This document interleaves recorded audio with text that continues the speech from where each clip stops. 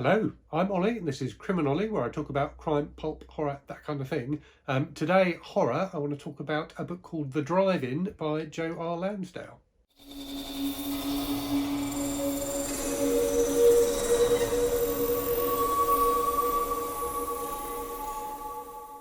So this is one of those books that I read many, many years ago. I think probably around the time it first came out. So it was published in 1988 and I reckon I read it within a couple of years of then. So back when I was in my teens, and I remembered really enjoying it. But I have to say, rereading it, I still really liked it, but it was very different from what I remembered. So the plot is sounds really straightforward, but what he does with it is completely bonkers. And that's probably the first thing to say about this book. It's really weird. It's a very strange book with lots of very strange things in it. And I think it would probably, if it was published today, I think you'd probably call it bizarro. I'm not sure that term really existed back in the 80s. And this was definitely marketed as a pretty straight horror novel, albeit one with comic overtones. But yeah, it's really odd. So it's about, as the title would suggest, and to give it its full title. So its full title is, let me find it. Its full title is The Drive-In, a B-movie with blood and popcorn made in Texas. And that full title tells you pretty much everything you need to know about the book, really. So it's set in Texas at a drive-in called the Orbit Drive-In, which is, I think, supposed to be like the biggest drive-in in the world, and it can house like 4,000 cars or something like that. Having never been to a drive-in, which is something I eternally regret. I would love to go to like a proper old school drive-in showing grindhouse type movies. You do get, over in the UK, you do get like kind of pop-up drive-in cinemas in the summer sometimes, but they're always showing stuff like like Grease and things like that, kind of family friendly stuff. So yeah, I've never been to what I would call a proper drive-in. But anyway, so there's this drive-in in Texas. The narrator, so it's written in the first person, the narrator and a group of his friends go there for an all-night horror show, which is showing five horror movies. I'm trying to remember what they were off the top of my head.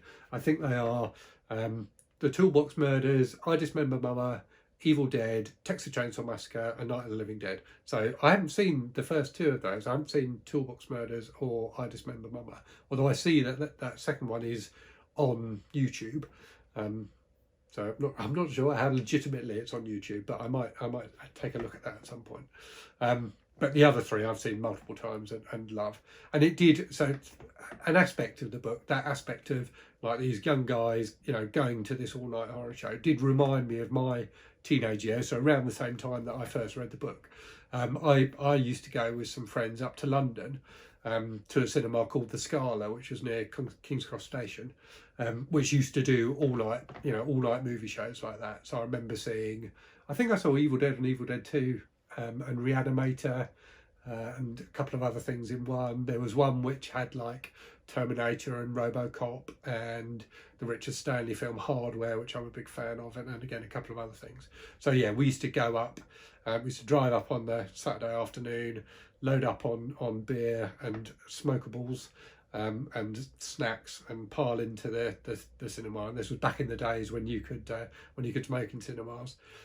So yeah, we would have a very entertaining evening, kind of dozing and drinking and watching some of our favourite movies.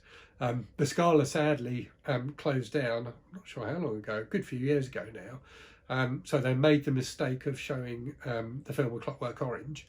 And I don't know if people outside the UK are aware, but A Clockwork Orange was not banned exactly, but you weren't allowed to show it in the UK. And it was not banned by the censors or councils or anything like that.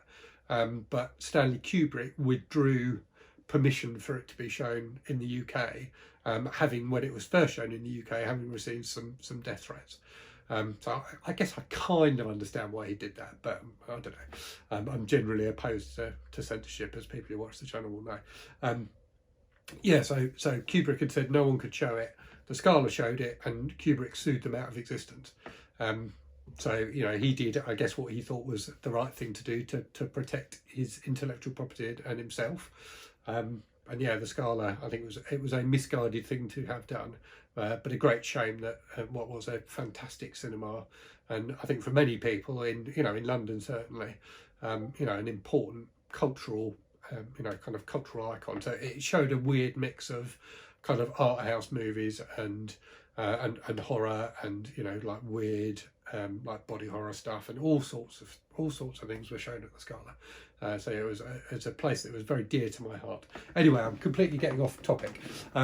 So yes, so in the drive-in, these characters go to the drive-in, and they start watching the movies, and then a comet crashes near to the drive-in, and this kind of weird black goo surrounds the drive-in. It's a bit like, if you can imagine, the Stephen King novel Under the Dome, and there's been many other books that have done something similar. I remember one called Sword Above the Night, I think, which I read when I was much younger. Anyway, they are surrounded by this goo and cannot get out of the drive-in, and people from outside can't get in, and you never find out what's happening outside of the drive-in. The action is limited to inside this encirclement of goo. And if they try, and like, there's a bit where a guy tries to put his arm through the goo and it comes back without his hand, and you know, that kind of thing. So yes, they cannot escape. And what happens after that is basically gradually and fairly slowly, more slowly than I remembered, things dissolve into chaos. So everybody is subsisting on the kind of food you get at drive-ins. So basically candy and popcorn, and people gradually, you know, get so hyped up on sugar they go insane. They don't stop showing the movies, so these 5 gory horror movies are just showing on a loop continuously, and the characters are just kind of sat there eating junk and watching the movies, and gradually, as things progress, you know, random acts of violence start to happen, and so on and so forth. And then as the book progresses, a particular character, you know, kind of rises up, shall we say, and tries to kind of take over. And it's about a battle, almost like a battle between good and evil. So it's kind of almost biblical in a weird sort of a way. But it's just, the whole thing, it just has this real air of like nightmarish. For example, you never really know how long they've been stuck in the drive-in for. You know that they are all, you know, beginning to suffer from terrible malnutrition and things like that, and the toilets are, you know, like horrifically backed up and overflowing, but you never really know how much time has passed, and you know, the things that happen are increasingly bizarre. So at first it's, you know, people just being violent to each other, but then after a while really surreal things start happening with like people's tattoos and that kind of thing. So it gets increasingly weird.